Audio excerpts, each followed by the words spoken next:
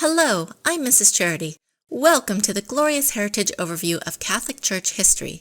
Discover the amazing story of the Church together as a family as you color and paste your way through the timeline and printables, which you can find on our website. And now, let's move into our topic for today. Hello, I'm Mr. Charity, and welcome to the Glorious Heritage Catholic History video series.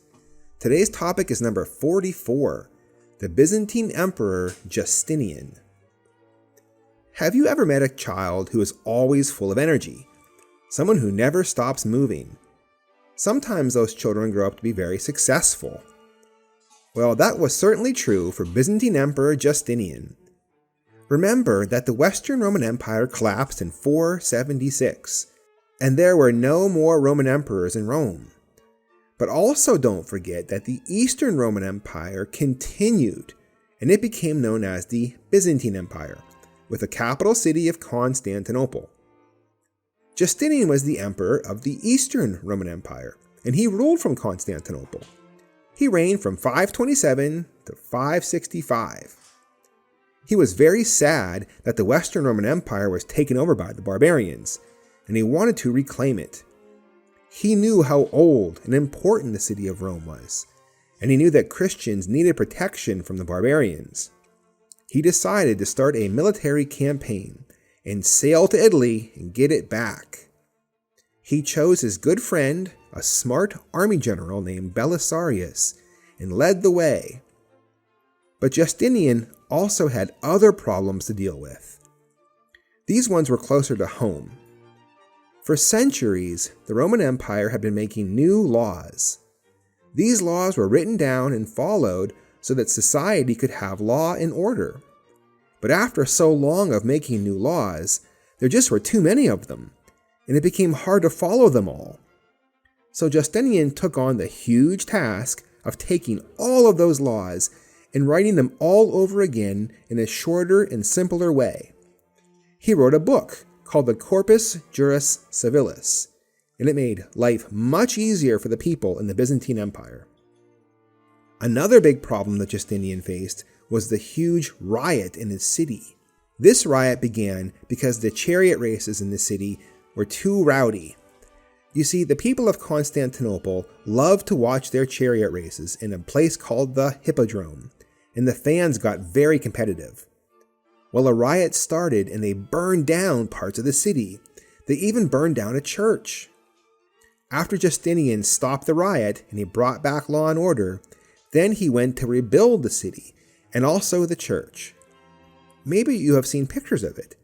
It was the biggest church in the whole world for 1,000 years after it was built. So what about Justinian's wars, by the way, back in Italy? Well, it was not easy. There was a barbarian group called the Ostrogoths who were ruling over Rome and the Italian peninsula. But when the Byzantine general Belisarius sailed to Italy, his army started to capture one city after the other. He reached Rome and was able to get it back. So for a short time again, Rome was ruled by a Roman emperor. But not for long. Soon after the Ostrogoths were beaten, another barbarian group came in from the north and took over the city once again. These were the Lombards, and you might remember them from our video we just made about Pope St. Gregory the Great. Because Constantinople was so far away from Rome, Justinian could not send troops to get back Rome again. And he didn't have many troops left, because he was also fighting another war against the Persian Empire to the east. That was the problem with the Roman Empire.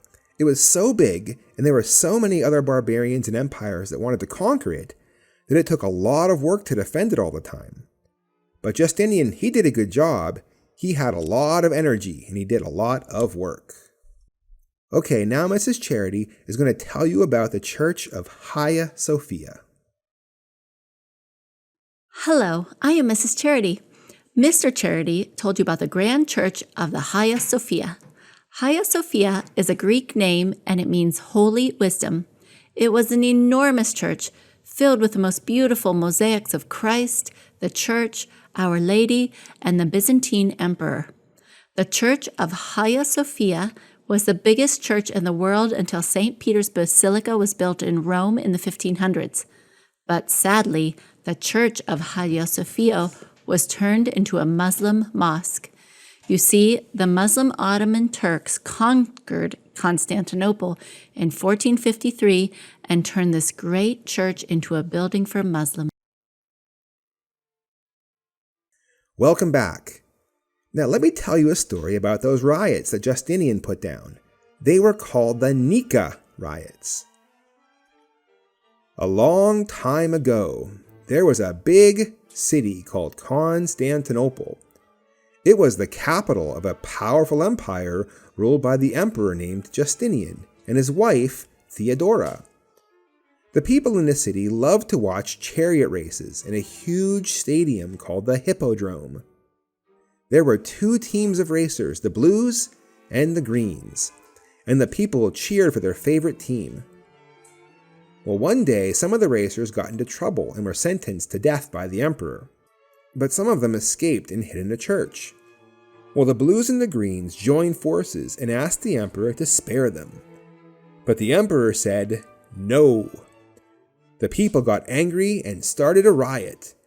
They shouted Nika, which means win or conquer. They attacked the palace and burned many buildings, including the beautiful church of Hagia Sophia. Justinian wanted to run away, but Theodora told him to stay and fight. He listened to her and sent his army to stop the riot. He trapped all of the rioters inside the Hippodrome. The riot was over, and Justinian was still the emperor. Well, he went on to rebuild the city and the Hagia Sophia, and made them even more beautiful than before. He also made new laws and changes to improve the empire. He was a great leader, but also a strict one. He never trusted the people again, and he controlled them with force. I was a boy when this happened, and I saw everything. My father was a racer for the Blues, and I loved to watch him race. But after the riot, I was scared of the Hippodrome. Instead, I would go to Hagia Sophia for Mass and to pray. Well, that's all for today. Come back next time when we talk about Pope St. Leo the Great. I hope you enjoyed and learned something new today.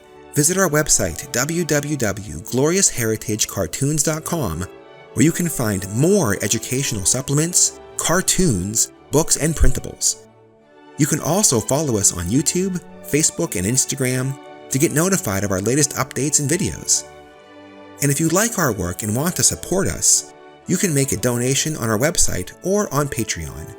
We really appreciate your generosity and kindness. Please don't forget to like, comment, share, and subscribe to our channel, and see you next time.